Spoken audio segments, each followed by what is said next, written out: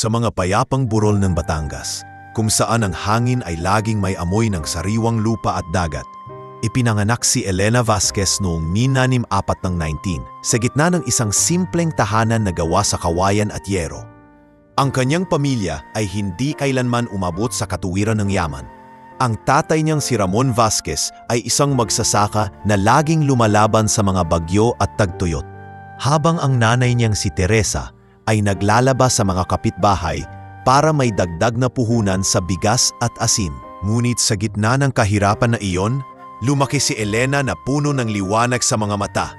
Isang batang dalaga na hindi sumusuko sa pangarap na lumayo sa kanilang maliit na bukid at makapagbago ng mundo gamit ang isang bagay na tinatawag nilang teknolohiya.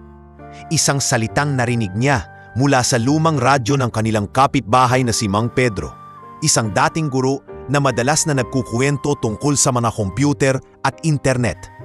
Bata pa lamang si Elena, mga 10 taong gulang, ay madalas siyang makitang nakaupo sa ilalim ng puno ng mangga.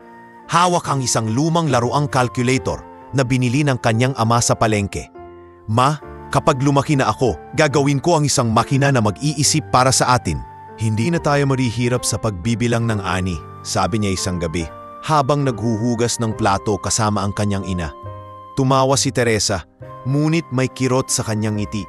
"Elena ko, ang pangarap mo'y parang bituin, malayo at madilim ang daan patungo roon.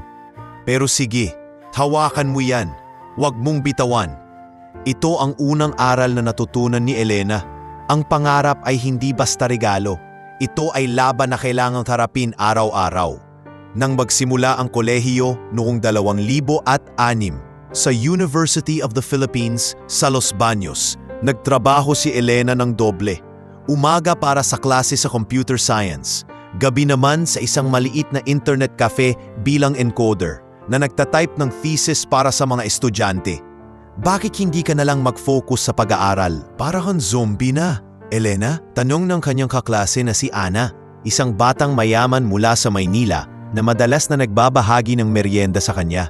Ngumiti lang si Elena habang nagpapahinga ng kanyang mga daliri sa keyboard. "Ana, sa amin, hindi pantay ang mundo. Kung hindi ko gagawin ito, sino ang magbibigay ng pera para sa tuition? Pero sige, pagdating ng panahon, ikaw ang unang tatawagin ko kapag nagkaroon na ako ng sariling software na magbabago ng lahat." Ito ang simula ng kanyang pagiging matatag, isang babaeng hindi natatakot sa gabi na walang tulog. Laging may notebook sa bag na puno ng mga code at ideya na tila mga lihim na plano para sa isang mas magandang kinabukasan. Noong 2010, habang nasa ika-4 na taon pa ng kanyang kurso, nag-apply si Elena bilang intern sa Lumina Tech, isang lumalagong kumpanya sa Quezon City na nagde-develop ng software para sa mga negosyo. Ito ang unang pagkakataon na lumabas siya ng probinsya ng matagal, isang biyahe ng bus na puno ng kaba at pag-asa. Sa unang araw, nakaupo siya sa lobby, naka-polo shirt na hiniram sa pinsan niyang si Lila na naghihintay ng tawag mula sa HR. "Miss Vasquez, sunduin mo na ang aplikasyon mo sa loob," sabi ng gwardiya na nagbigay sa kanya ng isang badge na tila susi sa isang bagong mundo. Doon, sa gitna ng mga mataas na computer screen at busy na empleyado, nagsimulang bumuo ng pundasyon ang kanyang karera. Bilang intern, inaatupag niya ang pag-code ng simpleng modules para sa data management. Ngunit hindi ito naging ordinaryo. Sa loob lamang ng 3 buwan, napansin niya ang isang bug sa system ng kumpanya na nagiging dahilan ng pagkawala ng mahahalagang files. Isang problema na maaaring magresulta sa milyon-milyong perwang pinsala. Ito ang naging turning point. Sa isang huling minuto na meeting, habang nagpe-present ang head developer na si Mr. Reyes, biglang tumigil ang projector dahil sa error. "Ano na naman ito? Sino ang may kasalanan nito?" galit na sigaw ni Mr. Reyes, habang ang buong team ay nagsimulang magbulong-bulungan. Tahimik na tumayo si Elena na hawak ang kanyang notebook. "Sir, pwede po bang tingnan ko? May nakita po akong pattern sa logs." "Ito po yung code snippet na maaaring ayusin ito." Lahat ay tumigil at tumingin sa kanya. Isang bagong intern na mula sa probinsya, na nagsasalita ng may kumpiyansa kahit na ang kanyang boses ay nanginginig. Binigyan siya ng pagkakataon at sa loob ng 50 minuto naayos niya ang bug sa harap ng lahat. Imposible! Paano mo nagawa yan? Tanong ni Mr. Reyes na unti-unting nagiging ngiti. Simple lang po sir, tinitingnan ko ang problema mula sa ugat, hindi sa dako-dako. Galing po sa amin sa probinsya, lahat ng problema kailangan mong harapin ng diretsyo. Mula noon, nagsimulang magbago ang tingin sa kanya ng mga tao. Hindi na siya ang probinsyana intern, kundi ang batang babaeng may potensyal. Ngunit hindi madali ang pag-akyat. Sa tulong ng kanyang matalik na kaibigan na si Lucia Ramirez, isang accountant na nauna nang nagtatrabaho sa Lumina Ec mula 2008, natuto si Elena ng mga diskarte sa negosyo na hindi natututunan sa klase. Si Lucia, ang matipunong babae mula sa Tondo na laging may daladalang termos ng kape, ay naging kanyang gabay. Elena, sa mundo ng corporate, hindi lang code ang labanan. Kailangan mong maging matalino sa pera at sa tao, sabi ni Lucia isang lunch break habang nagkukwentuhan sa kantin. Halimbawa, ang budget para sa development, hindi mo lang i-code. Kailangan mong i-justify sa board na ito'y investment, hindi gastos. Nag-aral si Elena ng husto, nagbasa ng mga libro tungkol sa finance at leadership na hiniram kay Lucia, at sa loob ng 5 taon mula 2010 hanggang 2015, mabilis siyang umakyat sa hagdan. Mula intern, naging junior developer, tapos senior hanggang sa hinirang bilang head ng development team noong 2015. Ito ay dahil sa kanyang groundbreaking na software para sa data security. Isang algorithm na nagpoprotekta ng sensitive information gamit ang quantum-inspired encryption na nagbigay sa Lumina Tech ng unang malaking kontrata mula sa isang bangko. Salamat Lucia. Kung hindi dahil sa'yo, baka hanggang ngayon nag-e-encode pa rin ako sa kafe. Sabi ni Elena sa kanilang selebrasyon sa isang maliit na karinderya habang nagbabahagi ng sisig. Tumawa si Lucia, ngunit may lungkot sa kanyang mga mata. Hindi mo deserve ang hirap na yan, Elena. Pero tingnan mo, mula sa kawayan sa Batangas hanggang sa glass office, ito ang buhay na pinangarap mo. Ngunit huwag mong kalimutan, ang tagumpay ay hindi mag-isa. Dala mo kami lahat sa pag-akyat mo. Ito ang naging mantra ni Elena. Ang bawat hakbang ay hindi para sa kanya lamang, kundi para sa pamilya, sa mga kaibigan tulad ni Lucia, at sa mga batang dalaga sa probinsya na nangangarap din. Ngunit ang tunay na pagsubok ay dumating noong 2018 nang magkaroon ng krisis sa kumpanya dahil sa biglaang pagreretiro ng dating CEO, si Mr. Delgado, na nagkasakit ng malubha. Ang Lumina Tech ay nasa gilid ng bangin, mga kontrata na naghihintay ng bagong direksyon at mga board member na nag-aawayan para sa posisyon.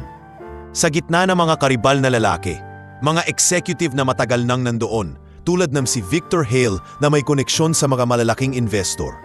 Si Elena ay hindi inaasahan na kandidato. Bakit siya? Babae pa, bata pa, mula sa probinsya pa, bulong ng ilan sa board meeting na nagdudulot ng galit sa kanyang dibdib. Ngunit isang board member, si Dr. Emilio Santos, isang matandang inhinyero na nakita ang kanyang trabaho mula sa umpisa, ay tumindig at ipinaglaban siya. Senyores, tingnan niyo ang mga numero. Si Elena ang nagbuo ng data security system na nagligtas ng 20 milyong piso sa nakaraang taon. Hindi ito tungkol sa kasaysayan, tungkol ito sa hinaharap. At ang hinaharap ay siya, sabi ni Dr. Santos, na may boses na puno ng pasensya at determinasyon. Ang boto ay naging malapit, ngunit nanalo si Elena. Sa edad na 30, naging siya ang pinakabatang CEO ng Lumina Tech at ang unang babae. Sa kanyang unang taon bilang CEO, 2019, hindi nawala ang mga hamon. Nakipag-away siya sa kanyang karibal na executive na si Rafael Ortiz, isang matangkad na lalaki na may malalim na tingin at madalas na nakasuot ng tailored suit na sinusubukang sabotahe ang kanyang mga plano. Si Rafael, na matagal nang umaasa ng pagiging CEO, ay nagsimulang magkalat ng chismis sa mga hallway at sa mga after-work drinks. Alam niyo ba, si Elena, wala siyang karanasan sa boardroom. Mula sa probinsya siya, Paano niya hahawakan ang isang multi-million company? Sabi niya isang araw sa coffee machine na naririnig ng mga empleyado tulad ng si Carla, ang receptionist na lihim na sumusuporta kay Elena. Nang marinig ito ni Elena mula sa kanyang opisina, hindi siya umiyak. Sa halip, hinamon niya si Rafael sa isang strategy session. Rafael, kung may problema ka sa akin, sabihin mo diretso, hindi sa pulungan. Ito ang kumpanya ko ngayon at hindi ko hahayaang sirain ng inggit. Sabi niya na matatag ang boses habang ang kanyang mga kamay ay nakakuyom sa ilalim ng mesa. Tumango lang si Rafael, ngunit sa kanyang mga mata ay may ningning ng galit. Simula ng isang lihim na digmaan habang lumalago ang Luminatech sa ilalim ng kanyang pamumuno mula sa 50 empleyado hanggang 150 sa loob ng 2 taon. Nagsimulang maging abala si Elena sa trabaho.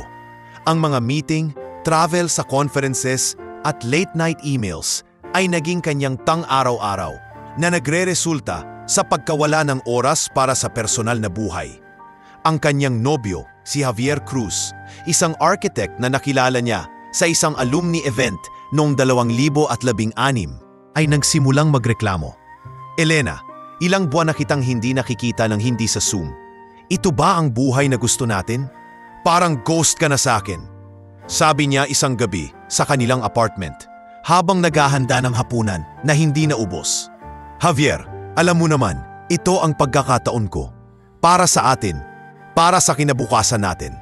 Hintay ka lang, sagot niya. Ngunit ang kanyang boses ay puno ng pagod. Sa wakas noong Disyembre 2019, umalis si Javier na nag-iiwan ng isang liham sa kanyang desk. Mahal kita, Elena, pero hindi ko na kaya ang maging pangalawa sa trabaho mo. Sana maging masaya ka sa empire mo. Nagiiyak si Elena magdamag. Hawak ang liham habang ang ulan ay tumatama sa bintana na nagpapaalala sa kanya ng mga ulan sa Batangas. Ngunit kinabukasan, bumalik siya sa opisina. Mas mataag, ngunit may sugat na hindi madaling gumaling. Ang unang leksyon na ang tagumpay ay may halaga na hindi palaging pera. Sa gitna ng lahat ng ito, ang Luminatech ay nagsisimulang lumiwanag. Ngunit si Elena ay nagsisimulang magduda. Ito ang simula ng kanyang paglalakbay. Isang kwento ng isang babaeng lumalaban para sa kanyang pangarap. Ngunit hindi pa alam na ang tunay na pagbabago ay darating mula sa pinaka-hindi inaasahan na lugar. Sa gitna ng 2020, nang ang mundo ay tila natigil sa paghinga dahil sa pandemya na nagngangalit ng takot at kawalan, dumating si Marco Ruiz sa Quezon City mula sa mga payapang unit madulas na burol ng Davao. Sa edad na 50, may guho na sa kanyang mga pisngi at buhok na nagiging kulay abo sa mga gilid. Ay hindi na siya ang batang inhinyero na minsang nagdidisenyo ng mga makina para sa mga pabrika ng kopra at niyog sa Mindanao.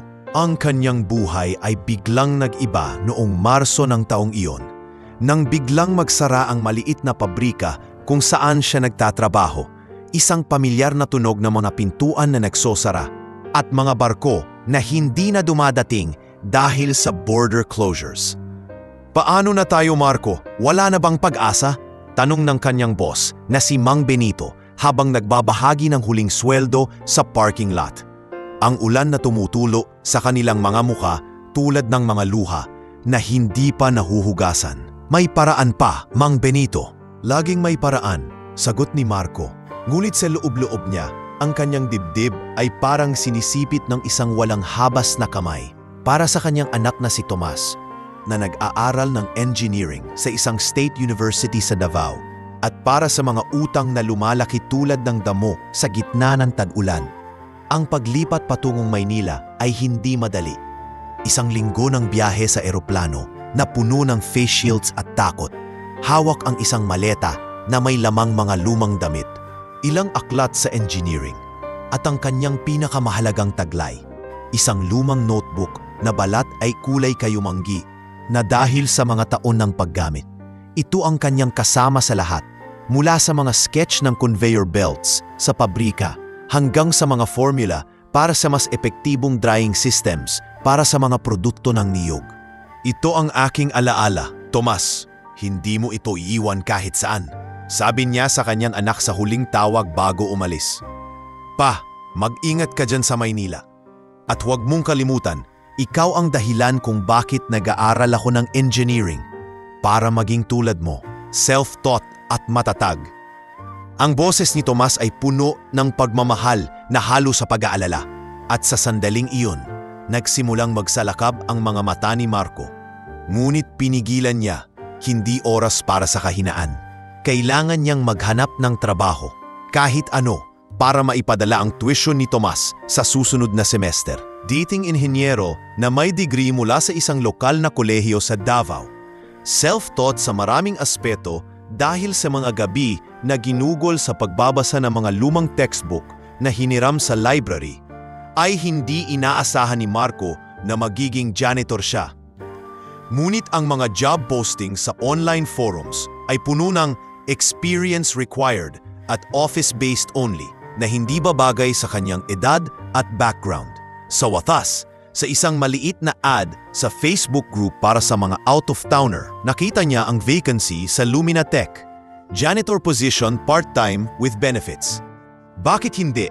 Sa ngayon, kahit magwalis, basta may pera para sa anak po. Bulong niya sa sarili habang nag-a-apply online mula sa isang internet cafe sa Cubao. Ang interview ay virtual, sa Zoom na may poor connection. At ang HR manager na si Miss Lim ay mukhang pagod na rin sa pandemya. Mr. Ruiz, bakit janitor? May background ka sa engineering, di ba? Tanong niya, habang ang screen ay nagliliwanag sa mukha ni Marco. Ma'am, sa panahon ngayon, ang importante ay may trabaho. At sa engineering ko, natutunan ko na ang pinakamahalaga ay ang pag-aayos ng mga bagay mula sa maliliit hanggang sa malalaki. Pwede kong gawin yan habang naghihintay ng mas malaking pagkakataon. Tumango si Miss Lim na tila nakita ang kanyang sinseridad.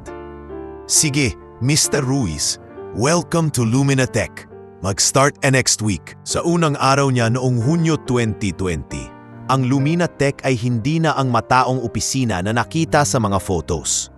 Karaniwang work-from-home setup, ngunit ang building ay may mga essential staff na nagbabantay ng servers at naglilinis. Si Marco ay binigyan ng uniform na kulay asul, isang mop at isang schedule mula 6 p.m. hanggang 10 p.m. kapag nawawala na ang karamihan ng tao. Magandang gabi kuya. Ako si Carla Diaz, receptionist. Kung may kailangan ka, tawag ka lang sa extension 101.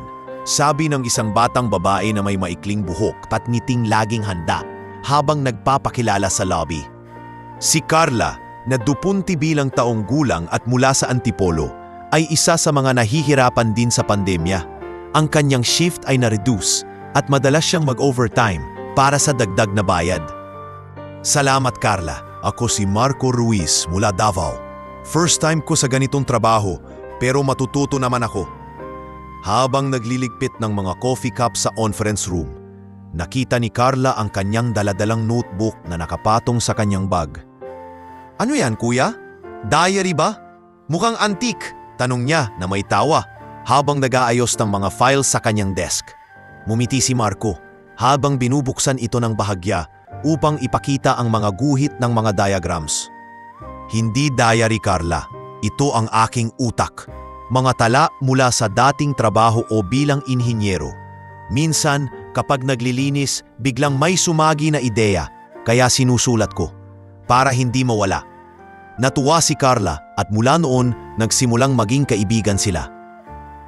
Madalas, habang nagpapahinga si Marco sa break room, tinutulungan niya si Carla sa maliit na pag-aayos ng opisina, tulad ng pag-ayos ng isang lumang printer na biglang nag-jam. Kuya Marco, ang galing mo! Parang hindi ka janitor, inhinyero talaga! Sigaw niya habang ang printer ay muling gumagana. Shh! Carla, sa ngayon janitor muna.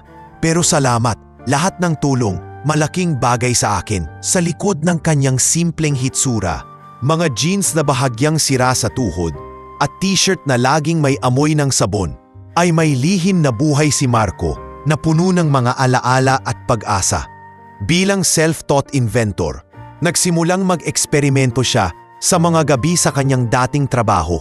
Gumagawa ng mga prototype, para sa mas epektibong water filtration systems para sa mga barangay sa Mindanao. Ngunit ang pandemya ay nagpahinto sa lahat.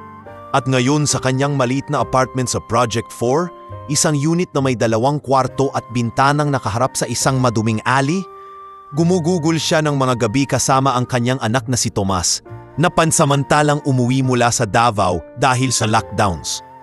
Pa, bakit hindi ka mag-apply sa engineering firms dito sa Maynila? Hindi mo deserve ang magwalis ng banyo, sabi ni Tomas isang gabi habang naghahain ng adobo na niluto ng kanyang ama.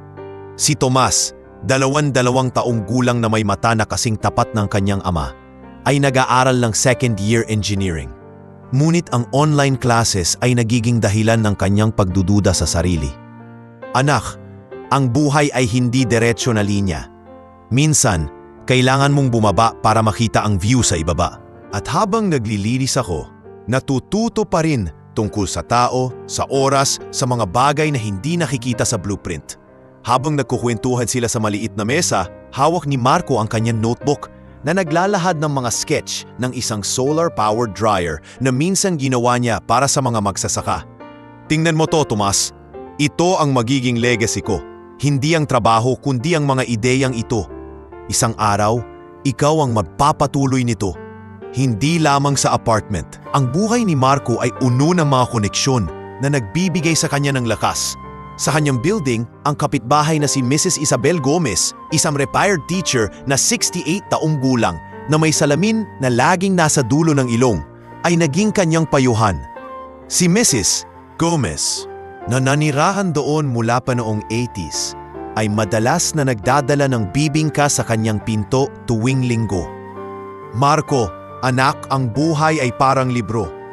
May mga pahina na madilim, ngunit sa dulo, may happy ending kung hindi ka susuko. Sabi niya isang hapon habang nagkakape sila sa balcony na may tanawin ng mga kotse sa EDSA. Salamat, Tita Isabel. Sa Davao, wala akong ganitong payo. Doon, puro trabaho. Dito, parang may oras mag-isip. At tunay nga ang payo ni Mrs. Gomez ay nagiging gabay sa kanyang mga gabi ng pagdududa. Lalo na kapag tumatawag si Tomas tungkol sa mga gastusin sa paaralan. Bukod pa rito, madalas niyang tinutulungan ang kanyang pinsan na si Diego Ferrer na may maliit na tindahan ng sari-sari sa kabilang barangay. Si Diego, 44 taong gulang at may asawa at 3 anak, ay nahihirapan sa benta dahil sa community quarantine. Kuya Marco, paano mo nagagawa? Nagpapadala ka pa rin kay Tomas kahit ganitong trabaho mo? Tanong ni Diego habang nag-aayos sila ng mga shelf sa tindahan. Ang hangin ay puno ng amoy na mga lata at sabon.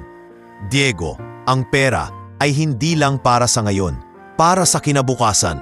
At habang tinutulungan kita rito, natututo rin ako kung paano mag-manage ng maliit na bagay na maaaring maging malaki. Sa mga sandaling iyon, habang nagbibilang ng stocks o nag-aayos ng isang lumang ref, nagsisimula ng magtakda ng mga ideya si Marco.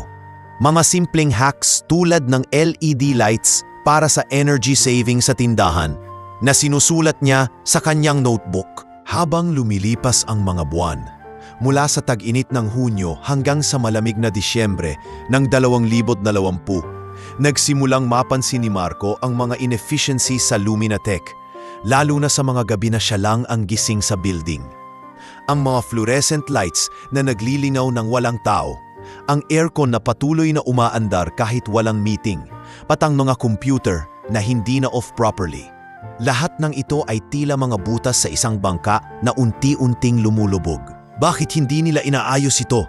Ang gastos sa kuryente, malaking problema sa panahon ng krisis, bulong niya sa sarili habang nagwo-wipe ng mga table sa server room. Lihim na, nagsimulang magtala siya ng mga ideya sa kanyang notebook, isang simple na sensor-based system para sa automatic shut-off ng lights at appliances, batay sa kanyang dating design sa pabrika. Kung gagawin ito, makakatipid sila ng libo-libo bawat buwan. Pero sino ang magtitiwakala sa isang janitor? Tanong niya kay Carla isang gabi habang nagbabahagi ng kape sa lobby. Kuya, ikaw na ang magsasabi, ang mga CEO. Minsan, Hindi nakikita ang mga bagay na nasa ilalim ng ilong nila. Mumiti si Marco, ngunit sa loob ang kanyang puso ay puno ng labis na pag-asa na halo sa takot. Pag-asa na ang kanyang notebook ay hindi lamang alaala, kundi susi sa isang bagong simula. Takot na baka manatili itong lihim magpakailanman. Sa mga gabing iyon, habang ang Maynila ay natutulog sa ilalim ng curfew, nakaupo si Marco sa kanyang apartment. Hawak ang notebook sa ilalim ng maliit na lamp na nagdedetalye ng mga formula at sketches. Si Tomas ay natutulog sa kabilang kwarto. Ang tunog ng kanyang paghinga ay parang musika sa kanyang tainga. "Para sa iyo, anak. Para sa atin," bulong niya, habang ang panulat ay gumagalaw sa papel. Ito ang kanyang lihim na buhay. Hindi ang paglilinis, kundi ang pagbuo ng mga pangarap sa gitna ng dilim. At habang ang pandemya ay nagpapatuloy, ang kanyang pagdating sa Luminatech ay nagsisimulang maging unang hakbang patungo sa isang hindi inaasahang pagbabago. Ngunit hindi pa niya alam na ang mga pahina ng kanyang notebook ay magiging tulay patungo sa isang mundo na minsang inakala niyang wala ng pag-asa. Noong 2021, habang ang mundo ay unti-unting nagbubukas mula sa matinding hawak ng pandemya, ang Luminatech ay tila isang barkong naglalayag sa dagat ng kawalan. Ang mga kontrata ay bumabalik ng dahan-dahan, ngunit ang mga bayarin ay lumalaki tulad ng mga alon ng bagyo. Ang inflasyon ay nagiging parang isang hindi nakikitang kaaway na nagpapataas ng presyo ng lahat. Mula sa kuryente na nagpapatakbo ng mga server, hanggang sa coffee na nagpapanatili ng mga empleyado sa kanilang mga upuan. Si Elena Vasquez, ngayon na 33 taong gulang at may mga linya ng pagod sa gilid ng kanyang mga mata, ay nagsimulang maramdaman ang bigat nito sa kanyang balikat. Ang kanyang opisina, na dati ay puno ng mga blueprint at inspiring quotes sa mga wall, ay naging isang madilim na kuweba ng spreadsheets at reports. "Lucia, tingnan mo ito. Ang operating costs natin tumaas ng 25% sa loob lamang ng 6 na buwan.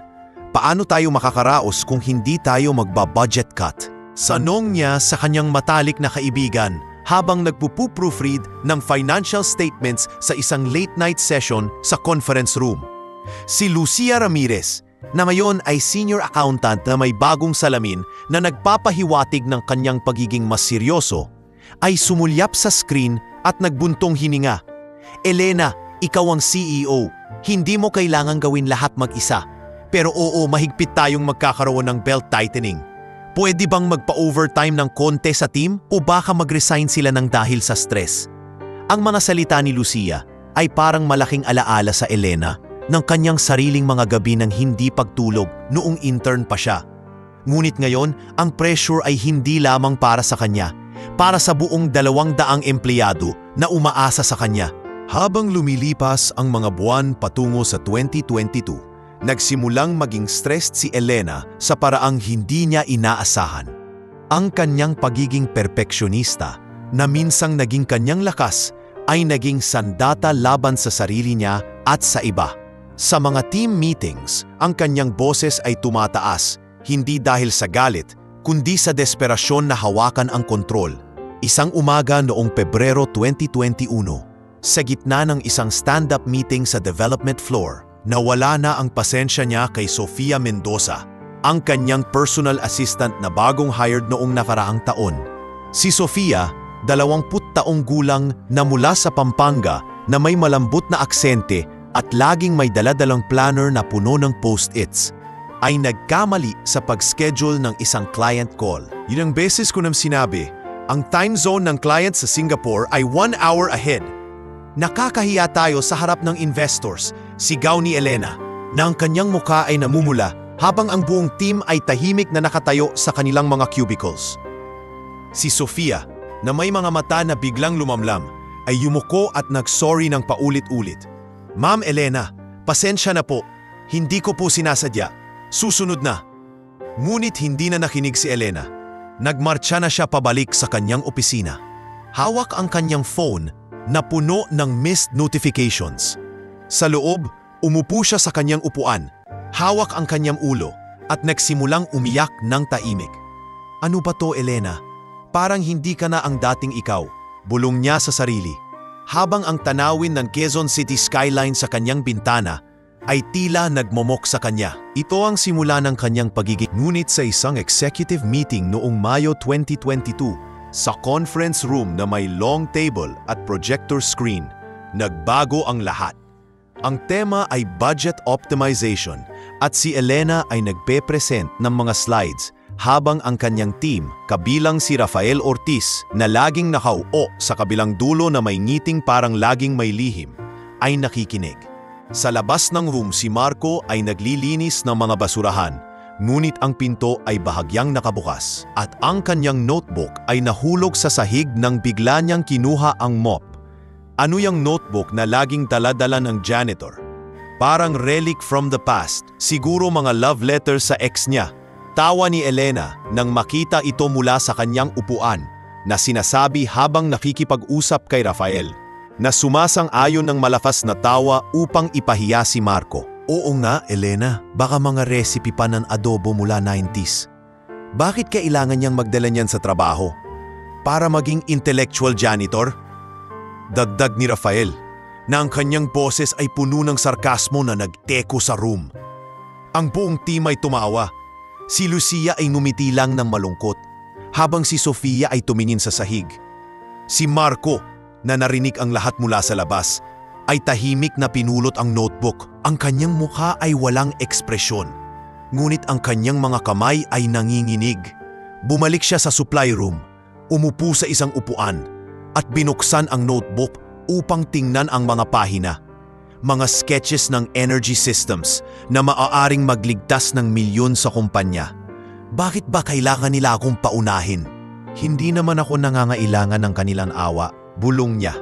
Ngunit sa loob, ang sugat ay lumalim na nagpapaalala sa kanya ng mga panahon sa Davao nang tinawanan siya ng mga boss dahil sa kanyang mga walang kwentang ideya. Sa gitna ng mga problema, nagbigay ng liwanag ang pagdating ng isang bagong empleyado. Si Nina Alvarez, isang 26 taong gulang na junior developer mula sa Baguio, na bagong graduate ng Ateneo, na may backpack na puno ng stickers ng mga coding memes. Si Nina ay nahirang sa development team noong Enero 2022 at sa kanyang unang araw, nahirapan siya sa pag-aayos ng kanyang desk. Mga cables na magulo at isang monitor na hindi magkakonek. Ano ba to? Bakit ba kailangan ng ganitong hassle sa unang araw? Mating lang si Marco, habang ang mga daliri niya ay nagkukumahog sa mga plugs. Doon dumating si Marco na nagdadust sa mga shelves sa tabi. Miss, pwede kong tulungan? Tingnan ko lang. Yan, yung power strip mali ang polarity. I-prep me lang at okay na.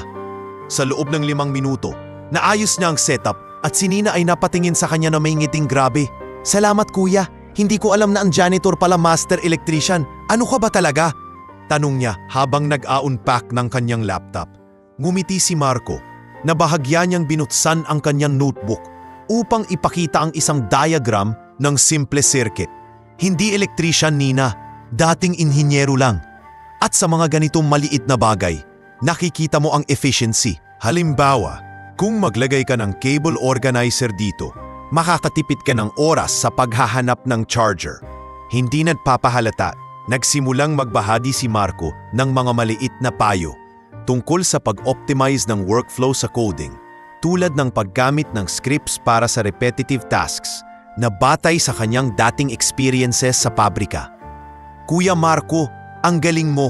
Dapat ikaw ang magtutor sa team, sabi ni Nina 1 linggo pagkatapos habang nagkakape sila sa pantry. Shh, Nina. Janitor muna ako. Pero kung may tanong ka, anytime.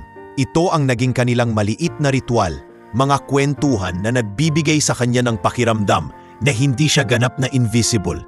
At kay Nina, ng mentor na hindi inaasahan. Habang ang kanyang abalang schedule ay nagpapatuloy, mga back-to-back meetings, site visits sa mga clients at mga calls hanggang hating gabi, naharap si Elena sa isa pang pagsubok noong Hulyo 2022, ang pagkabigo ng bagong project nila, isang AI-driven analytics tool na inaasahang magiging game changer. Ang beta test ay nag-fail dahil sa data glitches na nagre-resulta sa pagkawala ng isang major client at milyon-milyong perwang potential revenue. Sa board meeting sa headquarters ng Lumina na may mahabang mesa ng mahogany at mga upuang leather, nakipag-away si Elena sa board member na si Dr. Emilio Santos, ang matandang alay na minsang ipinaglaban siya. Dr. Emilio, alam niyo naman na ito ay calculated risk. Hindi natin maaaring iwasan ang inovasyon dahil sa isang setback, depensa ni Elena, na ang kanyang boses ay matatag, ngunit ang kanyang mga kamay sa ilalim ng mesa ay pawisan. Si Dr. Santos na ngayon ay 65 taong gulang na may puting buhok at baston na laging hawak ay umiling ng malungkot. Elena anak, hindi ito tungkol sa iyo. Ang shareholders, sila ang nagdududa na. Bakit ba tayo nag-i-invest sa babaeng walang full MBA? Sabi nila, kailangan mong patunayan na hindi ka lang lucky. Ang mamasalita ay parang kutsilyo sa puso ni Elena na nagpapaalala sa kanya ng mga chismis noong 2018. Pagkatapos ng meeting, lumabas siya sa parking lot, umiiyak sa loob ng kanyang kotse habang ang ulan ay bumubuhos sa labas. Bakit ba kailangan nilang alalahanin ang lahat? Hindi ba sapat na ako ang nagbuo nito lahat? Sigaw niya sa kawalan. Ang pressure mula sa shareholders, mga lihim na emails at cons na nagdedemand ng explanations ay nagiging parang mabigat na chain sa kanyang leeg. Habang lumilipas ang panahon, mula sa tag-init hanggang sa taglagas ng 2022, nagsimulang maging kaibigan si Marco sa security guard na si Pablo Herrera, isang 55 taong gulang na lalaki mula sa Cavite na may malaking tiyan at kwento ng buhay na parang epic novel. Si Pablo, na nagbabantay sa main entrance mula 4 p.m. hanggang midnight, ay madalas na nakikita si Marco sa break room na nagbabahagi ng mga sandwich na dala mula sa bahay. Kuya Marco, ikaw ba'y may pamilya? Ako, 5 na anak, lahat nag-aaral pa. Pero ang bunso ko, si Miko, gustong maging sundalo tulad ko dati. Kwento ni Pablo, isang gabi, habang naglalaro ng tong-its sa maliit na mesa. Ang tunog ng cards na parang background music sa kanilang pag-uusap. Ako, Pablo, isa lang. Si Tomas, engineering student, nagpapadala ko ng pera kahit ang sweldo ko ay para sa walis at mop. Pero ang mga kwento mo, parang aral sa akin. Dati, sa Davao, puro trabaho. Dito natuto akong magkwento. Sagot ni Marco na nagbabahagi naman ng kanyang sariling mga alaala. Ang pagbuo ng unang prototype niya sa ilalim ng puno ng nyog o ang unang tuition payment kay Tomas gamit ang bonus mula sa pabrika. Sa gitna ng pagiging inapi, mga pahiyang tulad ng sa meeting ni Elena, ang mga sandaling ito ay nagpapakita ng kanyang mabait na ugali na hindi nawawala kahit sa dilim. Kuya, ikaw ang tipo ng tao na hindi nagbabago kahit anong mangyari. Samantalang ako, minsan gustong-gusto ko nang sumigaw sa mga boss, sabi ni Pablo habang nagtatatlong cards. Mumiti si Marco, ngunit sa loob, ang notebook sa kanyang bag ay nagiging parang eskudo. Proteksyon sa mga sugat na hindi nakikita. Sa mga araw-araw na iyon sa Lumina Tech, ang buhay ay parang isang malaking teatrong puno ng mga aktor na may kanilang sariling script. Si Elena na lumalaban sa kanyang demons. Si Marco na naghihintay ng kanyang moment. At ang mga side characters tulad ni Sofia, Nina at Pablo na nagdadagdag ng kulay sa canvas. Ngunit sa ilalim ng lahat, may simula ng pagbabago. Isang notebook na hindi lamang papel, kundi isang lihim na naghihintay ng tamang mata upang mabasa at mabago ang lahat. Noong 2023, habang ang mundo ay patuloy nang nagpapagaling mula sa mga sugat ng pandemya, ang Lumina Tech ay nahaharap sa isang bagong hamon, ang patuloy na pagtaas ng mga operational costs na tila walang katapusan, na nagiging parang isang mabagal na lason sa katawan ng kumpanya. Ang mga server rooms ay nagsisimulang mag-overheat dahil sa hindi epektibong cooling systems. Ang utility bills ay tumataas ng 15% bawat quarter at ang mga shareholders ay nagsisimulang magpadala ng mga emails na puno ng tanong na parang mga arrows sa bow. Si Elena Vasquez, na ngayon ay 35 taong gulang na may mga guho sa ilalim ng kanyang mga mata dahil sa mga hindi na mabilang na gabi ng hindi pagtulog, ay nagsisimulang maramdaman ang bigat na ito sa kanyang dibdib tulad ng isang bato na hindi na matanggal. Sofia, ischedule mo ang emergency meeting bukas. Lahat ng department heads. Hindi na tayo makakaraos kung hindi tayo maghahanap ng malaking cut sa expenses. Utos niya sa kanyang personal assistant sa isang Friday afternoon, habang ang kanyang mga daliri ay nagtatype ng isang report na tila walang hanggan. Si Sofia Mendoza, na ngayon ay mas matatag na pagkatapos ng mga hamon noong 2022, ay tumango at nag-note sa kanyang planner. Opo ma'am, at ang dinner meeting niyo po sa client bukas ng gabi? Confirm ko na ba? Tanong niya, na may ngiting nagpapakita ng kanyang pagiging handa. Cancel mo na. Overtime na lang ako rito. Kailangan kong i-review ang budget projections hanggang hating gabi. Ang boses ni Elena ay matigas, ngunit sa loob, ang kanyang puso ay puno ng pag-aalala. Paano kung hindi sapat ang mga plano niya? Paano kung mawala ang tiwala ng board at bumalik ang mga araw ng 2018 na puno ng pagdududa? Sa kabilang banda, si Marco Ruiz ay patuloy na naglilingkod sa kanyang tahimik na gabi-gabing ritual. Nadala-dala ang kanyang notebook na ngayon ay mas makapal na dahil sa mga bagong pahina ng mga ideya na sumagi sa kanyang isip mula sa pagmamasid sa building. Sa edad na 53, ang kanyang mga galaw ay mas mabagal na, ngunit ang kanyang mga mata ay nananatiling matalim, na naghahanap ng mga butas sa sistema na hindi nakikita ng iba. Si Tomas, ang kanyang anak, ay ngayon ay third-year engineering student na bumalik sa Davao para sa in-person classes. Ngunit ang kanilang mga tawag ay laging puno ng pagmamahal.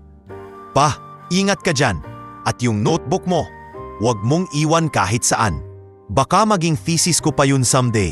Biro ni Tomas sa isang video call noong Huwebes ng gabi, habang nag-aaral siya sa ilalim ng maliit na lamp sa kanilang bahay sa Mindanao. Anak, ito ang aking legacy. Pero sige, ipapadala ko ang pera para sa mo next week. Mag-focus ka sa studies mo, sagot ni Marco, na may ngiting puno ng pagmamalaki. Ngunit pagkatapos ng call, bumalik siya sa kanyang shift sa Luminatech na may mas mabigat na hakbang. Ang overtime nights ay naging karaniwan para sa essential staff. At sa gabi ng Biyernes na yon, na-assign siya sa executive floor, ang lugar ng mga opisina ng mga big bosses, kabilang ang ni Elena.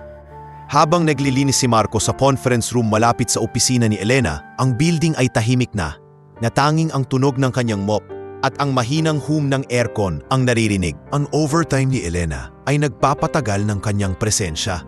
Hawak ang isang tasa ng matirang kape, nagtatype siya ng mga emails. Sa kanyang desk, ang ilaw ng monitor ang nag-iilaw sa kanyang mukha, na tila isang larawan ng pagod na CEO. Bakit ba kailangan ng ganito?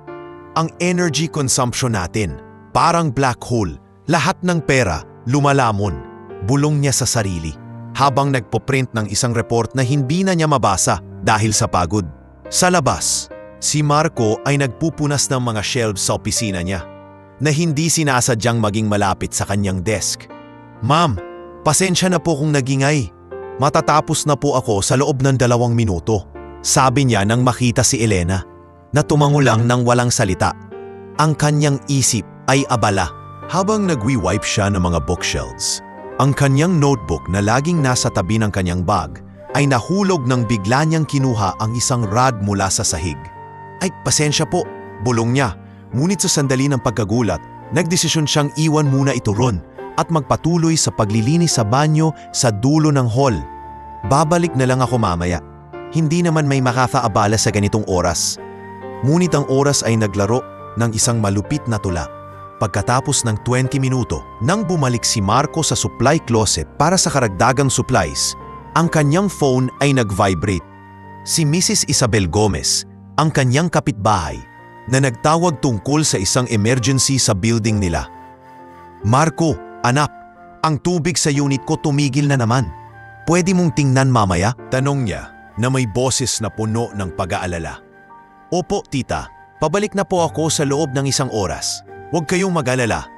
Sa kanyang pagmamadali, nakalimutan niya ang notebook sa desk ni Elena, na ngayon ay nakaupo roon, hawak ang kanyang ulo at nagpo-proofread ng mga numbers na tila mga numero ng isang puzzle na hindi nabubuo. Ang kanyang mata ay nahuli ang lumang notebook. Nakapatong sa gilid ng kanyang printer na may mga guhit na nakikita sa cover. "Ano to? Bakit andito?" tanong niya sa kawalan, na sa kanyang pagka-curious, halo ng pagod at paghahanap ng distraksyon, ay hinawakan ito. Ito ang unang pagkakataon na mapansin niya ito lang malapit. Ang notebook ay lumalabas sa kanyang isip mula sa mga pagtawa noong 2022. Ngunit ngayon ito ay parang lihim na naghihintay ng pagbubukas. Baka notes lang ng janitor, pero bakit iiwan dito? Bulong niya at sa isang sandali ng kahinaan, binuksan niya ito. Ang mga pahina ay hindi basta notes. Sila ay mga mundo ng detalye, mga detalyadong sketch ng circuit boards, mga formula na nakasulat sa maliliit na titik na puno ng annotations at mga calculations na naglalahad ng isang revolutionary energy-saving system. Isang integrated sensor network na maaaring i-monitor at i-optimize ang power usage sa buong building. Mula sa lights hanggang sa HVAC systems na batay sa real-time data at AI predictions. Paano? Ito ang perpektong solusyon. Bulong ni Elena na ang kanyang mga mata ay lumalaki habang nagtuturn ng mga pahina. Ang sistema ay nangangako ng 40% reduction sa energy costs, eksaktong sagot sa kanilang ongoing budget crisis na maaaring magligtas ng daan-daang libo bawat taon at magbigay ng competitive edge sa mga bids nila. Ang kilabot ay dumaan sa kanyang katawan tulad ng isang malamig na hangin sa gitna ng tag-araw. Ang kanyang mga kamay ay nanginginig habang binabasa ang isang pahina na nagdedetalye ng cost-benefit analysis. Implementation, 6 months.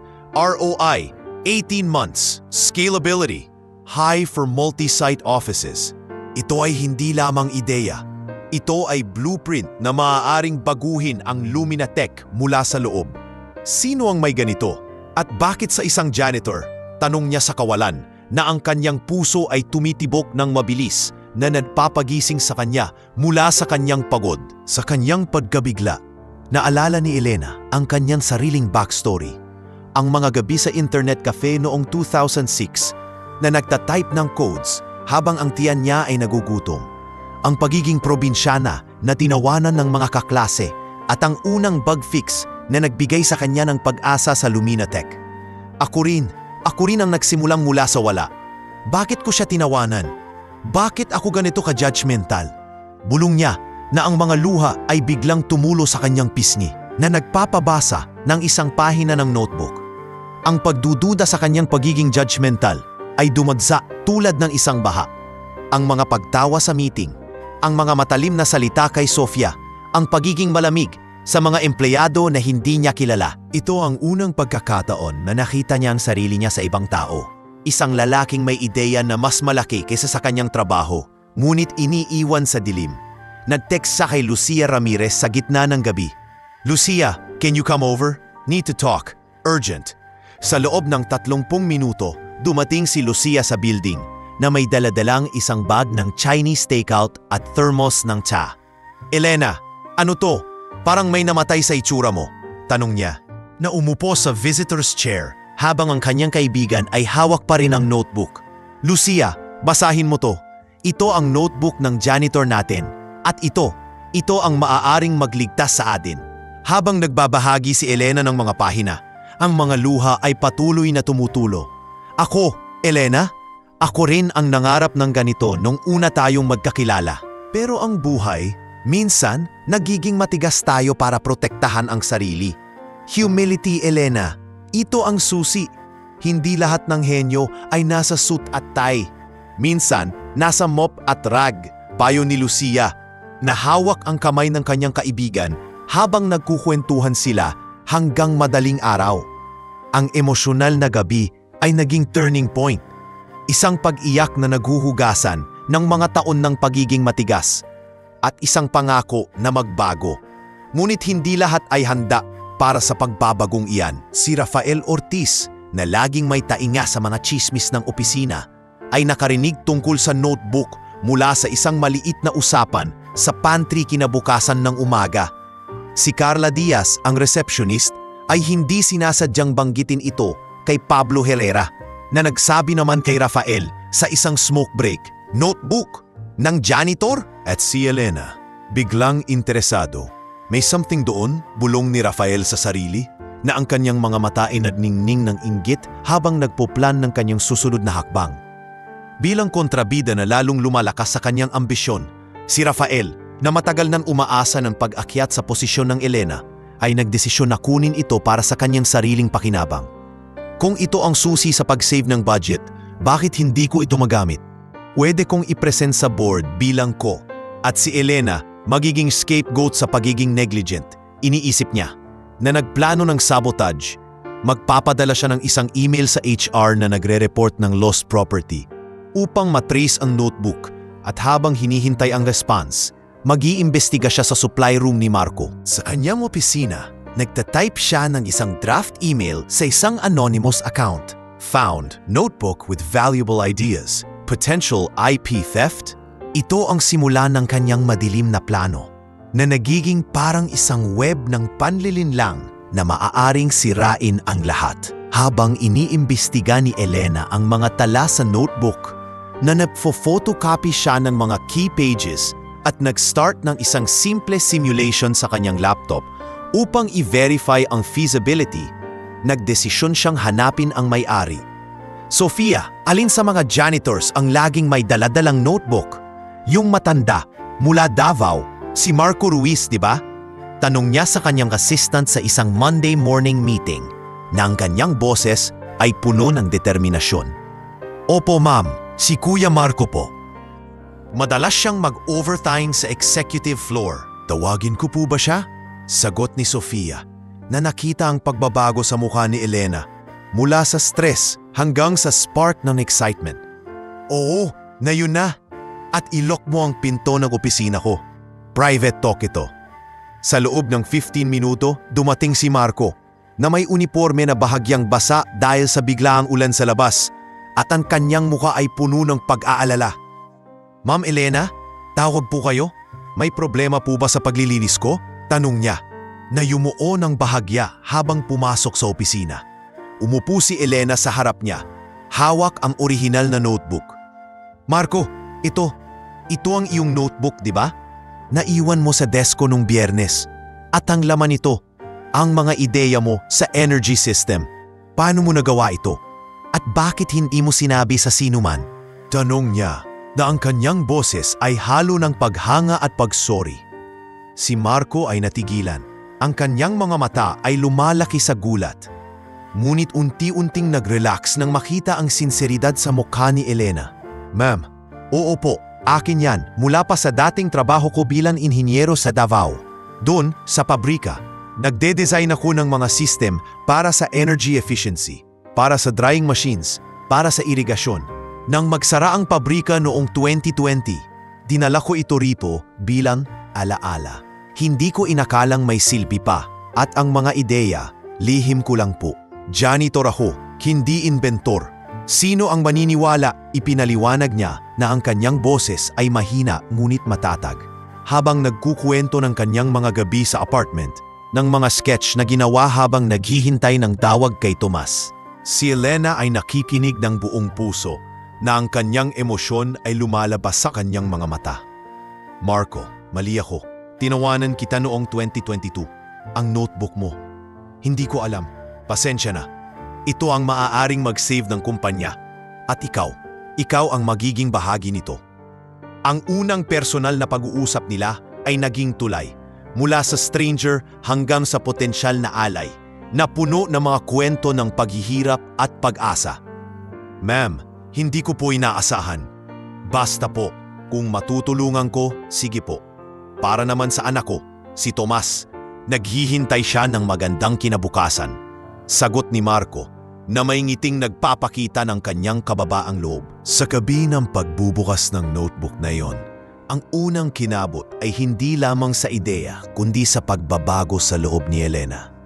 Ang pag-acknowledge ng kanyang mga pagkakamali ang pagtanggap ng tulong mula sa hindi inaasahan, at ang simula ng isang alyansya na maaaring labanan ang mga darating na hamon, kabilang ang madilim na plano ni Rafael. Habang ang ulan ay patuloy na bumubuhos sa labas ng Luminatech, ang kwento ay nagsisimulang magbago, na ang mga pahina ng isang lumang notebook ang naging simula ng isang bagong kabanata. Noong 2024, habang ang unang bahagi ng taon ay puno ng mga ulap ng pag-aalala sa Luminatech, ang diskobri ng notebook ni Marco ay naging parang sinag ng araw na biglang sumingaw sa gitna ng bagyo. Si Elena Vasquez, na ngayon ay 36 na taong gulang na may bagong kislap sa kanyang mga mata na hindi na nakita mula pa noong kanyang mga unang taon bilang CEO, ay nagdesisyon na hindi na maghintay ng perpekto na oras. Lucia, ito na ang pagkakataon natin. Hindi ko nahahayaang mawala ang momentum na ito, sabi niya sa kanyang matalik na kaibigan sa isang maagang umaga ng Enero. Habang naglalakad sila sa hallway ng building na puno ng mga empleyado na abalang nagtatrabaho, si Lucia Ramirez, na hawak ang isang tablet na puno ng financial projections, ay tumango ng may ngiting puno ng pag-asa. Elena, matagal ko nang sinabi, ang pinakamahal na ideya ay hindi sa boardroom, kundi sa mga lugar na hindi inaasahan. Pero kailangan nating gawin ito ng tama.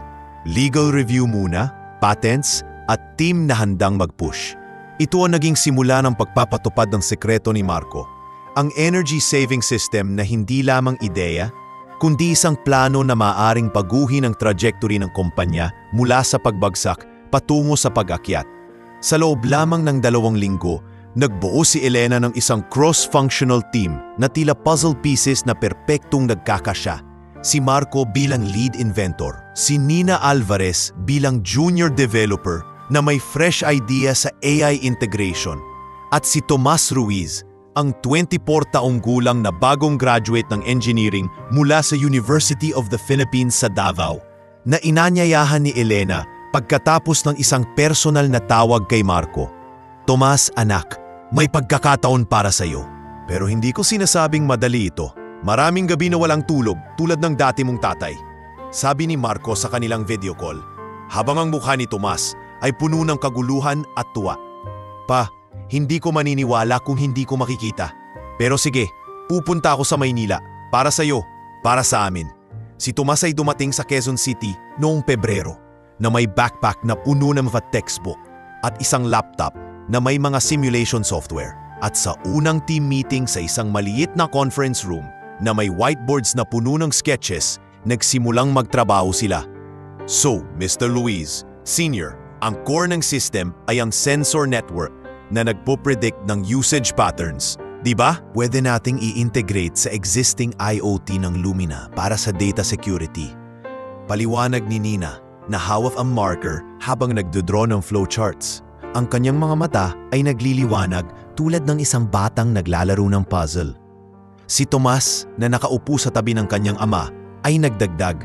At para sa scalability, pwede nating gamitin ang cloud-based algorithms na low cost para hindi maging mahal ang rollout. Si Marco ay ngumiti lamang. Hawak ang kanyang orihinal na notebook na ngayon ay naka-photocopy at digitized. Salamat mga bata. Ito ang pinangarap ko para sa iyo, Tomas. Ngayon gawin nating totoo. Ang team ay nagsimulang mag-meet 2 beses sa isang linggo na nagre-resulta sa mga prototype na unti-unting nabubuo, mula sa simple LED controllers hanggang sa full-scale mock-up ng building-wide system na nagpapakita ng potensyal na bawasan ang energy costs ng 40% sa loob ng unang taon. Ngunit ang proseso ng pag-develop ay hindi walang mga tinik. Ito ay puno ng mga hamon na nagmumula sa loob mismo ng kumpanya, lalo na mula kay Rafael Ortiz, na ang inggit ay nagiging parang apoy na hindi na maapuyan. Pagkatapos ng 1 buwan, nang magsimula ng mag-leak ang balita tungkol sa secret project sa mga hallway, mula sa mga bulungan sa pantry hanggang sa mga group chats ng empleyado, nag-file si Rafael ng isang formal complaint sa board ng directors. Ang email niya na ipinadala sa lahat ng board members kabilang si Dr. Emilio Santos ay puno ng mga akusasyon. Unethical use of employee ideas, potensyal na IP theft at violation ng company policy sa innovation sourcing. Si CEO Vasquez ay nagpo-promote ng favoritism sa pamamagitan ng paggamit ng personal na artifacts ng isang low-level staff. Si Elena ay natanggap ang notification sa kanyang phone noong Marso, habang nasa site visit sa isang client sa Makati, at ang kanyang mukha ay namutla. Rafael, bakit mo ginagawa ito? Hindi ba sapat na ang mga taon mong sabotage? Bulong niya sa sarili, habang nagmamaneho pabalik sa opisina. Ang ulan na tumutulo sa windshield na tila ang kanyang mga luha na hindi pa nahuhugasan. Ang complaint ay nagresulta sa isang dramatic na board meeting noong Abril sa isang hotel conference room sa Ortigas na may long table at microphones na nagre-record ng bawat salita. Si Rafael ay nakaupo sa kaliwa na may ngiting parang laging handang umatake, habang si Elena ay sa kanan. Hawak ang mga printed prototypes at testimonials mula sa team. Dr. Santos, board members, ito ay hindi tungkol sa ethics, ito ay tungkol sa control. Si Elena ay nagiging reckless, nagpo-promote ng isang janitor scribbles bilang company savior, simula ni Rafael, na ang kanyang boses ay matulis tulad ng kutsilyo, habang nagpo-point sa isang slide na naglalahad ng risks. Ang room ay puno ng tensyon na ang mga board members ay nagbubulungan at si Elena ay nagsimulang magsalita. Ngunit bago pa siya makapagsimula, tumindig si Dr. Emilio Santos na may baston sa kamay at boses na puno ng karanasan mula sa mga dekada ng engineering. Senyor Ortiz, sapat na ang mga akusasyon mo. Ako ang nakita ang pag-akyat ni Elena mula intern hanggang CEO. Hindi dahil sa luck, kundi sa hard work. At ang ideyang ito ay hindi scribbles. Ito ay engineered solution na maaaring mag-save ng 50 milyong piso sa 3 taon batay sa simulations na hawak natin ngayon. Ito ang unethical, ang paghihintay ng pagkakamali ng iba para sa sariling ambisyon. Si Dr. Santos ay nagpo-present ng mga data, mga graphs mula sa team ni Nina, calculations mula kay Tomas, at personal na testimonial mula kay Marco na dumating sa meeting bilang witness. Sirs, ako po ang may-ari ng notebook at walang theft, lahat ay voluntary. Ito ay para sa kumpanya, hindi para sa akin, sabi ni Marco, na ang kanyang boses ay matatag kahit na ang kanyang mga kamay ay nanginginig sa ilalim ng mesa. Ang board ay nag-vote ng mabilis, 8-2 laban sa complaint, na nagre-resulta sa isang standing ovation para kay Elena at sa isang warning kay Rafael na any further disruption will result in review of your position. Pagkatapos ng meeting, lumapit si Dr. Santos kay Elena sa hallway. Anak, ito ang buhay ng leader. Hindi lahat ng laban ay madali. Ngunit ang mga tulad mo ang nagpapapuloy. Umiiyak si Elena sa kanyang yakap na ang emosyon ay lumalabas tulad ng isang represa na sumabog. Sa gitna ng mga hamon, si Marco ay hindi na nanatiling janitor. Si Elena ay nagbigay sa kanya ng opisyal na posisyon bilang project consultant noong Mayo 2024 na may promotion at sweldo na lumipat mula sa 15,000 pesos bawat buwan hanggang 60,000, kasama ang benefits tulad ng health insurance at remote work options. Marco, ito ay hindi regalo. Ito ay recognition ng talento mo. Ngayon, ikaw ang magdedesisyon sa direksyon ng system. Sabi ni Elena sa kanyang opisina, habang nagfi-firm ng kontrata. Si Marco ay natigilan.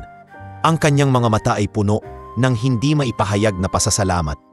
Ma'am Elena, hindi ko po alam kung paano, pero salamat. Para sa anak ko, para sa buhay ko. Ang bagong sweldo ay nagpapabuti sa kanyang buhay sa paraang hindi niya inaasahan.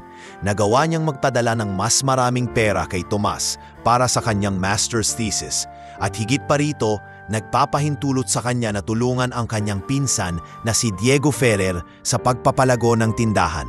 Isang linggo pagkatapos ng promotion, bumisita si Marco sa tindahan ni Diego sa Novaliches na may daladalang isang prototype ng low-cost solar panel na idinisenyo bilang side project.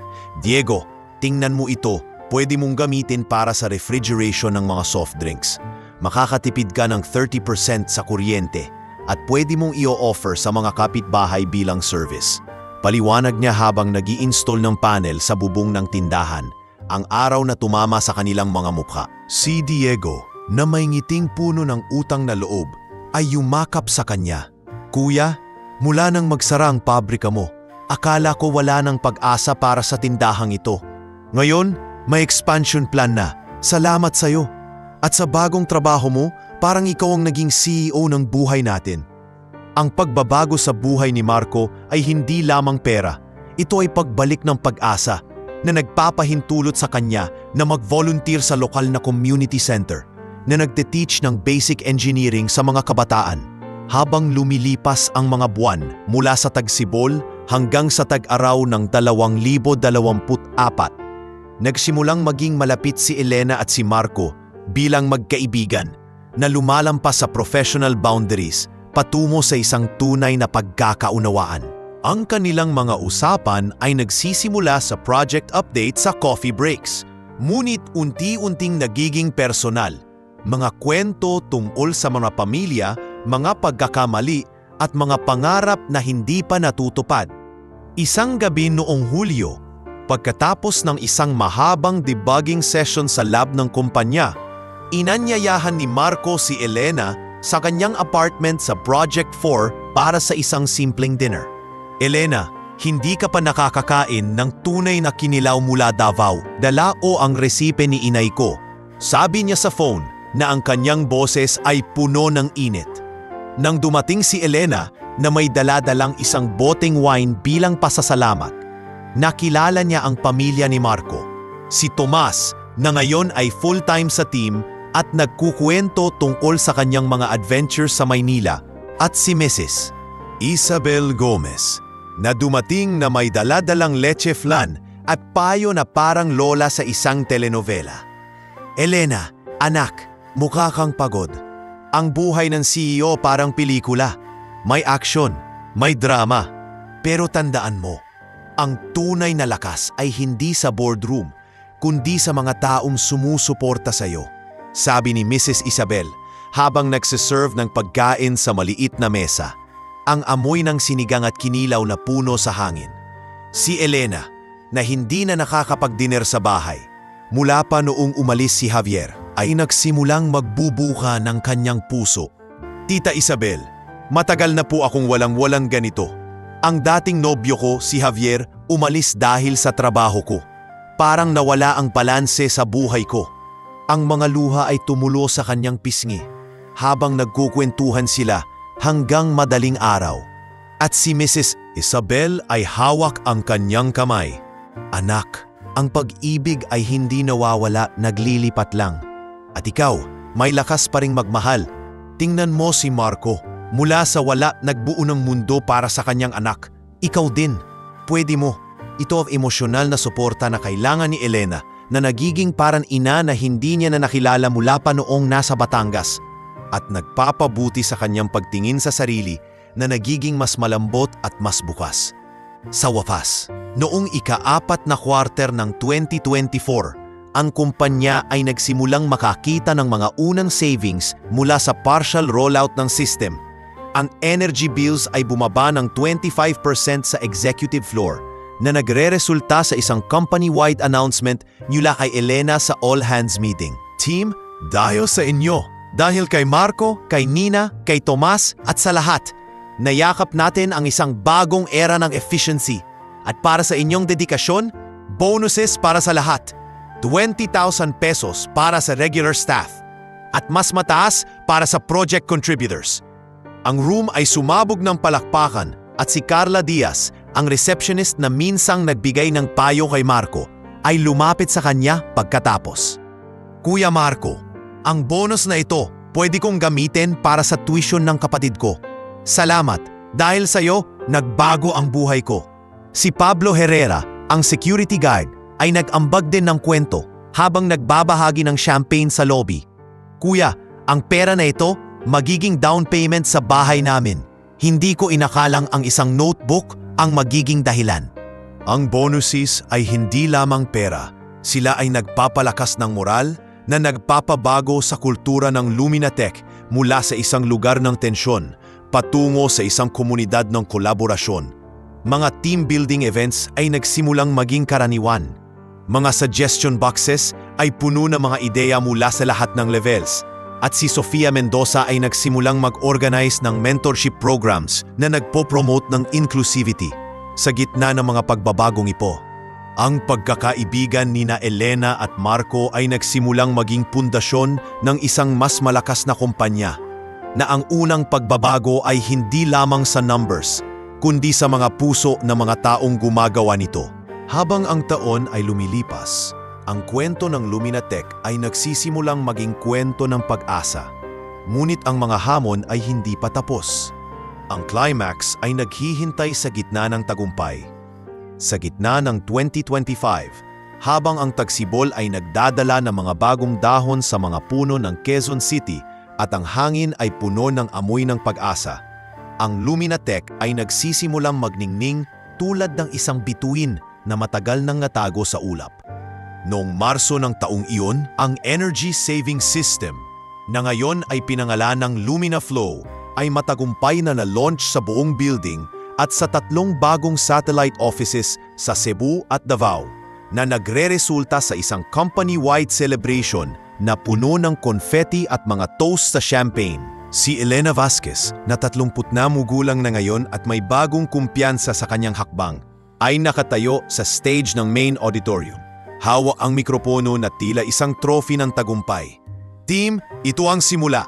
Dahil sa inyo, dahil sa mga ideyang hindi nating inaasahan tulad ng mula kay Marco, nayakap natin ang isang kinabukasan na hindi lamang matipid, kundi sustainable. Ang Luminatech ay hindi na lamang kumpanya. Ito ay pamilya na nagbabago ng mundo. Ang palakpakan ay umugong tulad ng isang dagat na nagbabagong tide. At sa gitna ng lahat, si Marco Ruiz ay nakaupo sa front row. Hawak ang kamay ni Tomas. Ang kanyang anak na ngayon ay full-time engineer sa team. Pa, tingnan mo. Ang notebook mo, naging totoo na, bulong ni Tomas, na ang kanyang mga mata ay puno ng luha ng pagmamalaki. Ngunit sa ilalim ng kagalakan na iyon, isang madilim na anino ay naghihintay. Si Rafael Ortiz, na sa mga buwan ng pagpapatupad ng project ay nagpakita ng mapagkunwaring suporta. Ngunit sa loob-loob niya, ang inggit ay nagiging parang lason na kumakalat sa kanyang ugat. Ang bagong krisis ay dumating nang hindi inaasahan noong Mayo 2025 nang sa isang gabi ng tag-araw na mainit at mahabang. Natanggap ni Elena ang isang anonymous email sa kanyang personal na inbox, hindi sa company server, kundi sa isang Gmail account na matagal nang hindi ginagamit. Vasquez, alam mo ba na ang iyong revolutionary system ay maaaring mawala sa isang snap?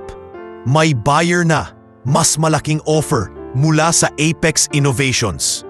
Sunduin mo ang iyong janitor's dream o mawawala ito. Kasama ang email ay isang attachment, isang draft ng non-disclosure agreement na naglalahad ng mga key components ng LuminaFlow, kabilang ang mga proprietary algorithms na idinisenyo ni Tomas at si Nina. Ang dugo ni Elena ay parang nanigas sa kanyang mga ugat habang binabasa niya ito sa kanyang apartment. Ang liwanag ng laptop ang nag-iilaw sa kanyang mukha na tila isang larawan ng pagtataksil. Rafael, alam ko na ito ikaw. Bakit mo ginagawa ito pagkatapos ng lahat? Bulong niya sa kawalan na ang kanyang mga kamay ay nanginginig habang nagfo-forward ng email kay Lucia Ramirez. Si Lucia, na ngayon ay CFO na dahil sa kanyang matagal na dedikasyon, ay tumawag kaagad. Elena, calm down. Ito ay corporate espionage. Kailangan nating i-report sa legal at magpa-investigate. At huwag kang mag-isa, pupuntahan kita. Ngunit ang investigasyon ay hindi madali.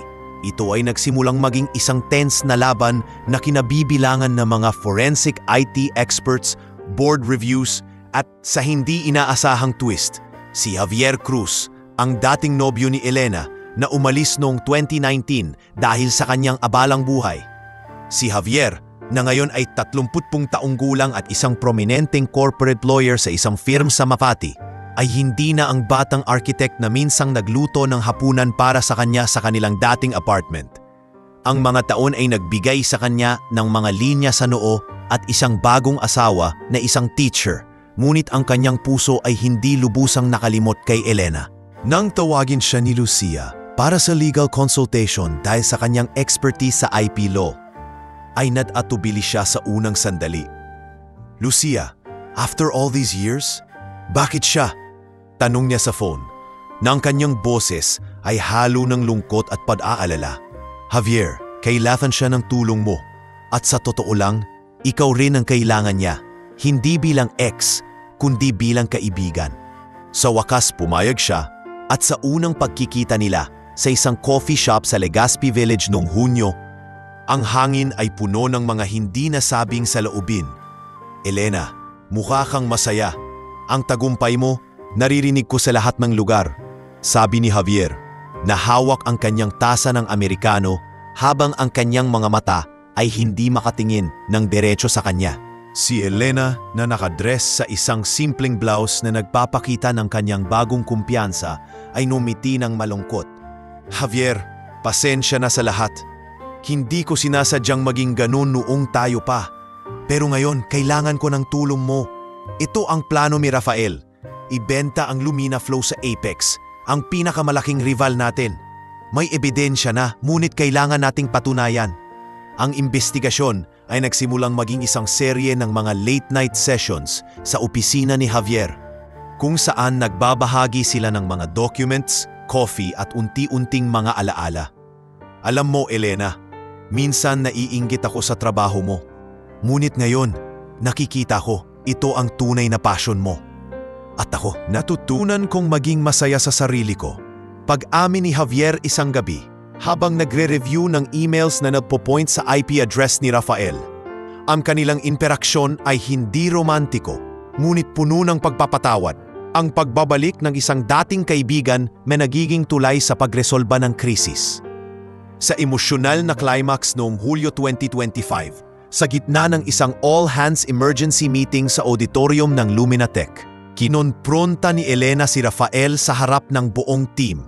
Mga 250 empleyado na nakaupo sa mga upuan na ang hangin ay puno ng tensyon na parang bago ang bagyo. Si Javier ay nakatayo sa tabi niya, hawak ang isang folder ng ebidensya, mga screenshots ng emails, transaction logs mula sa Apex at CCTV footage mula sa parking lot na nagpapakita ni Rafael na nagmi-meet sa isang Apex rep sa isang parking garage. "Rafael Ortiz, sapat na ang mga lihim mo. Para sa pera, para sa inggit, ibenta mo ang buhay ng kumpanyang ito, ang buhay ng mga taong ito, sa kapalit ng ano? Isang title na hindi mo deserve." Sigaw ni Elena na ang kanyang boses ay tumatagos sa room tulad ng isang kidlat habang nagpo-project ng ebidensya sa malaking screen. Si Rafael, na nakaupo sa middle row na may mukhang parang natuklasan na magnanakaw, ay tumayo ng mabagal. Ang kanyang mukha ay namumula ng galit at kahihiyan. "Elena, ikaw ang nagnakaw mula sa janitor." "Ako, matagal nang nandito, nagbuo ng network na ito. At ikaw, isang probinsyana na nagkataon lang na maging lucky." Sigaw niya pabalik. Ngunit ang kanyang mga salita ay nawawala sa mga gasp ng mga empleyado. Sa sandaling iyon, tumindig si Marco mula sa front, hawak ang kanyang notebook na orihinal at lumapit sa stage. "Rafael, hindi nagnakaw si Elena. Ako ang nagbigay, voluntary. At ang inggit mo, ito ang nagpapahirap sa iyo, hindi ang iba." Si Lucia Ramirez ay sumali rin, na hawak ang financial report na nagpapakita ng potensyal na pinsala. "Rafael, ito ay hindi personal. Ito ay krimen. At lahat kami sumusuporta kay Elena dahil sa kanyang tapang, hindi dahil sa awa." Ang team ay sumabog ng suporta. "Mga Elena." Kumbuayan akon habang si Rafael ay unti-unting lumulubog sa kanyang upuan. Ang kanyang mga balikat ay umukod. Sa wakas, umamin siya sa harap ng lahat. "Oo, inggit ako. Sa tagumpay mo, Elena, sa pag-akyat mo mula sa wala. Pero hindi ko inakalang makakarating dito."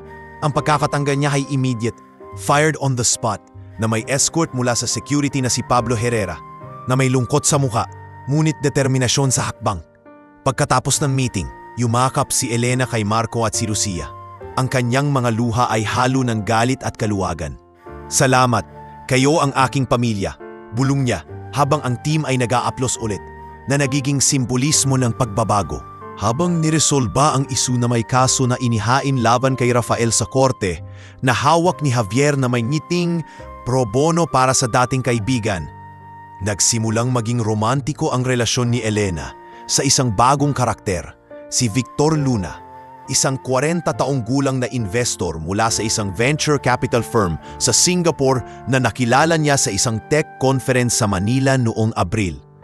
Si Victor, na may matangos na ilong at ngiting parang laging may lihim na biro, ay unang lumapit sa kanya sa after party, hawak ang isang glass ng red wine. Miss Vasquez, ang presentasyon mo sa Lumina Flow. Brilliant!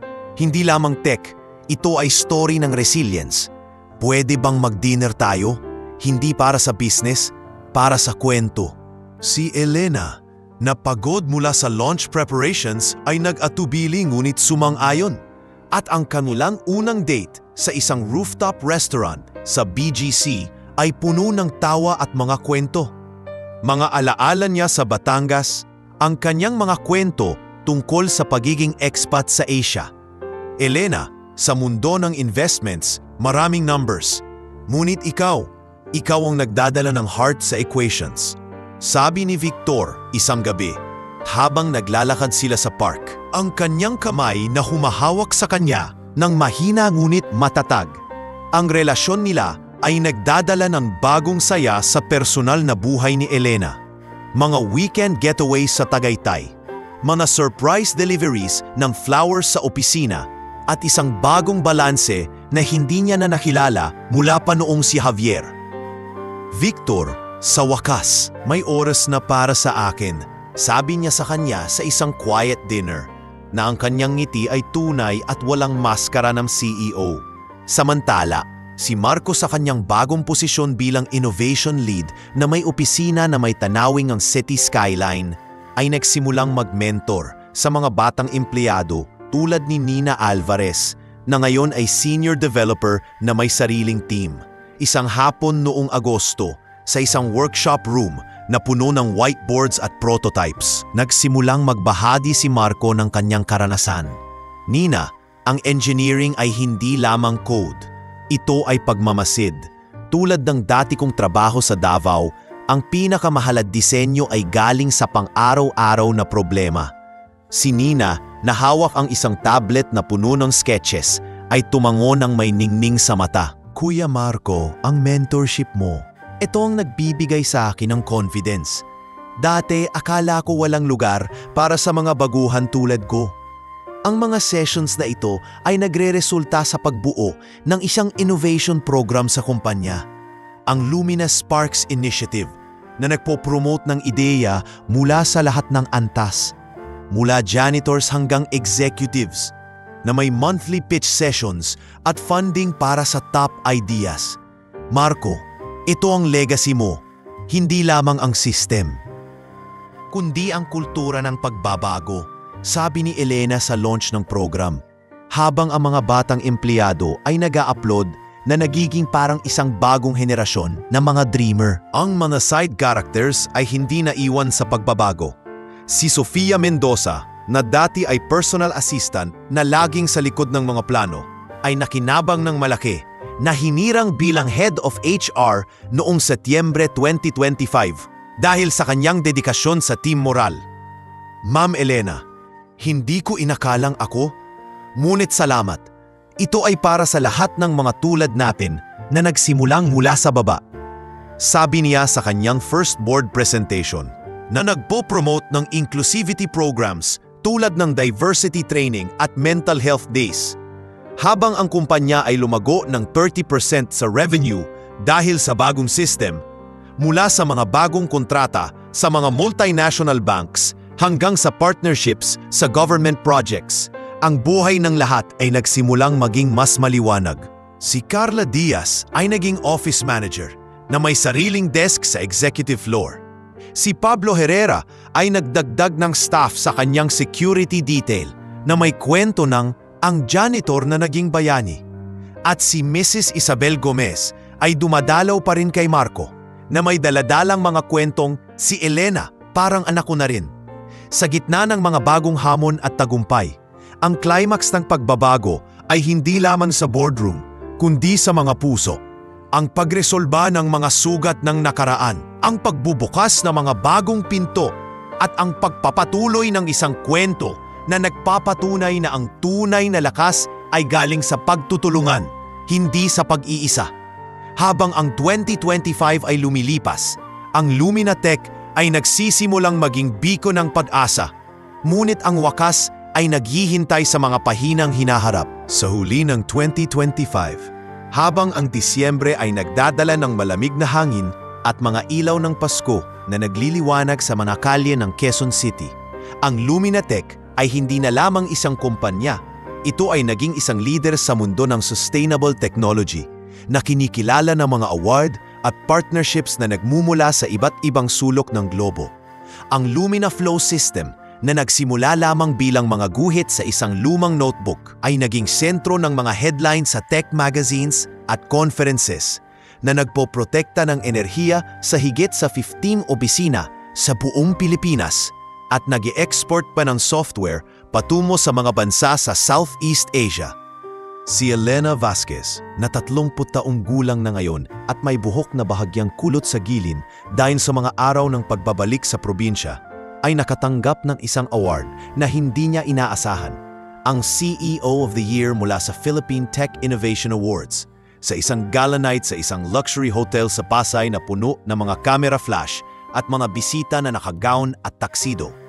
Nakaupo siya sa stage, hawak ang crystal trophy na nagliliwanag sa ilalim ng spotlight. Ang kanyang puso ay tumitibok ng mabilis habang ang host ay nag-a-announce ng kanyang pangalan. Si Elena Vasquez, ang babaeng nagbigay ng boses sa mga lihim na ideya na nagpabago ng isang kumpanya mula sa gitna ng krisis patungo sa pagiging beacon ng pag-asa. Habang ang palakpakan ay umugong sa buong ballroom, tumayot si Elena na ang kanyang itim na dress na may subtle na embroidery ng mga dahon, simbolo ng sustainability, ay sumasabay sa kanyang hakbang. Salamat sa award na ito, ngunit hindi ito para sa akin lamang. Simula niya sa mikropono, na ang kanyang boses ay matatag, ngunit puno ng emosyon, na nagpapahayag ng mga taon ng laban. Para ito kay Marco Ruiz, ang taong minsang nagwalis ng mga sahig natin, ngunit nagbuo ng mga pangarap na nagligtas sa atin. Para sa buong team, si Nina Alvarez, si Tomas Ruiz, si Lucia Ramirez, si Sofia Mendoza, at para sa lahat ng mga side characters sa kwento natin na hindi nakikita ng kamera, ngunit hindi mabubuhay ang Luminatech nang wala sila. Nagpa-pause siya na ang kanyang mga mata ay naghahanap sa crowd.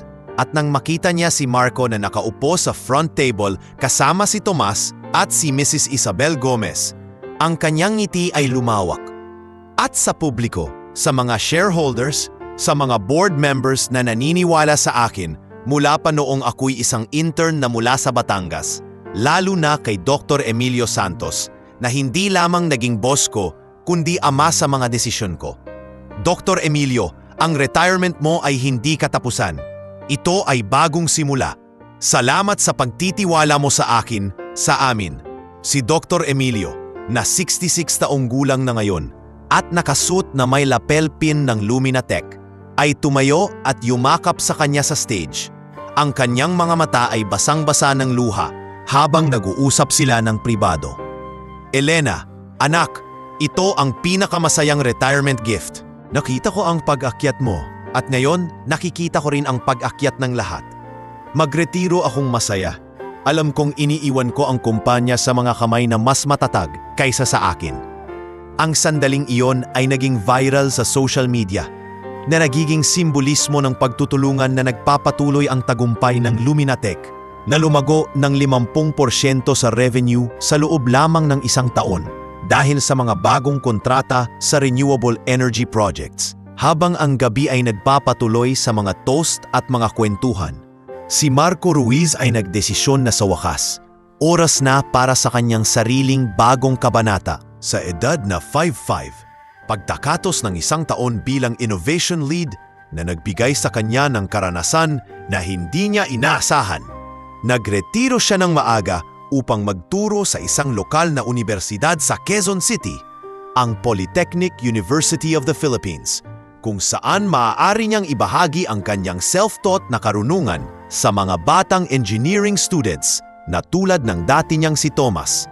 Elena, salamat sa pagkakataon. Ngunit ang tunay na trabaho ko ngayon ay sa mga paaralan para sa susunod na henerasyon ng mga Marco Ruiz. Sabi niya sa kanya sa isang private lunch sa kantin ng kumpanya isang linggo pagkatapos ng award night, habang nagbabahagi sila ng sinigang na dala ni Lucia. Si Elena ay yumakap sa kanya ng mahigpit. Ang kanyang boses ay puno ng lungkot, ngunit pagmamalaki. Marco, hindi ka lamang janitor o consultant, ikaw ang puso ng Lumina Flow. Magtuturo ka ba ng mga ideya mula sa notebook? Sabihin mo sa mga students mo na ito ang simula ng isang revolusyon. Ang retirement ay nagpapahintulot sa kanya na gumugol ng higit pang oras kasama si Tomas Ruiz, na ngayon ay 25 taong gulang at may sariling pamilya. Ang kanyang bagong apo, isang batang lalaki na pinangalanan nilang Mateo, na ipinanganak noong Oktubre ng taong iyon sa isang simpleng ospital sa Davao. Pa, tingnan mo si Mateo, mukha siyang ikaw. May mga mata na laging nag-iisip ng mga bagay na hindi pa natutuklasan, sabi ni Tomas sa kanilang unang family visit sa bahay ni Marco sa Project 4. Habang naglalaro ang bata sa sahig na puno ng mga wooden blocks na inukit mismo ni Marco. Isabel Gomez, na ngayon ay 70 taong gulang ngunit mas aktibo pa rin sa kanyang community garden, ay dumating na may daladalang bibingka at kwento. Marco, ang apo mo, parang ikaw noong bata pa, at ang pagtuturo mo ito ang pinakamagandang retirement. Hindi mo na kailangang magwalis. Ikaw na ang magsasabi sa mundo kung paano maglinis ng mga problema. Sa mga gabi ngayon, habang nag-aaral si Tomas para sa kanyang master sa online, at si Mateo ay natutulog sa kandungan niya, hawak ni Marco ang kanyang notebook.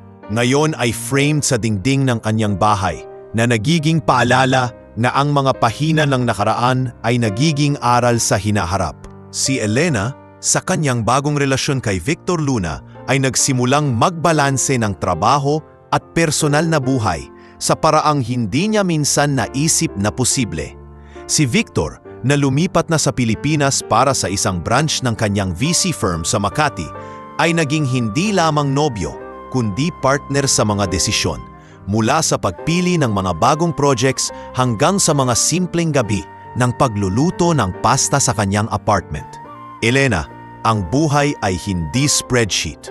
Kailangan ng pahinga, ng tawa, ng mga sandaling walang agenda, sabi niya isang gabi noong Nobyembre, habang naglalakad sila sa Luneta Park.